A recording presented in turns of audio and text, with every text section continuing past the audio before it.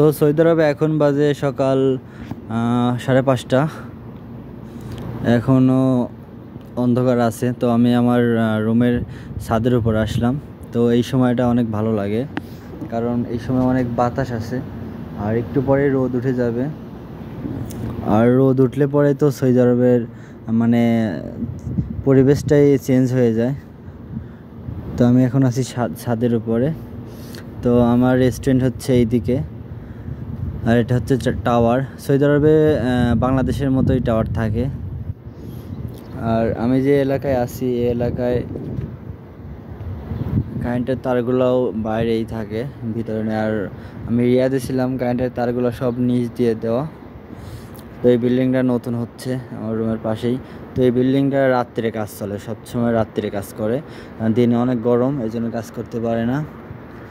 তো এটা হচ্ছে মেন রোড না, এটা মোটামুটি ভালো গাড়ি চলে। তার ওই সাইডে আমাদের রেস্টুরেন্ট, ওই সাইডে ওটা হচ্ছে এটা মেন রোড আছে।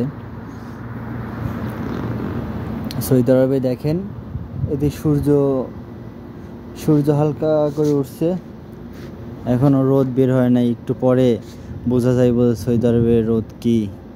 আর দেখেন আপনি যেদিকেই তাকাবেন মানে শুধু মরুভূমির মতো রঙের বিল্ডিং দেখতে পারবেন, কোনো গাছপালা কোনো কিচ্ছুই নাই। মাঝে সাথে দু একটা গাছ আছে, বড়ই গাছ কিংবা খেজুর গাছ, এর বাইরে কোনো গাছই নাই সৌদি আরবে।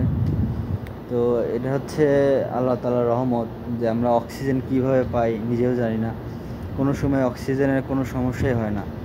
আর বাংলাদেশে আমি যখন ঢাকাতে আসছি, আমি তো গ্রামে সবসময় বড় হয়েছি। তো ঢাকাতে আসছি যখন, বিদেশে আসার ব্যাপারে মেডিকেল বলেন আর অনেক কিছুর জন্য আসতে হয়, তখন ঢাকাতে আসলে পরে আমার নিঃশ্বাস নিতে একটু সমস্যা হইতে, কারণ ঢাকাতে গাছগুলো তো কম, আর নিঃশ্বাস নিতে সবারই সমস্যা হয় প্রথম যারা মূলত গ্রামে থাকে।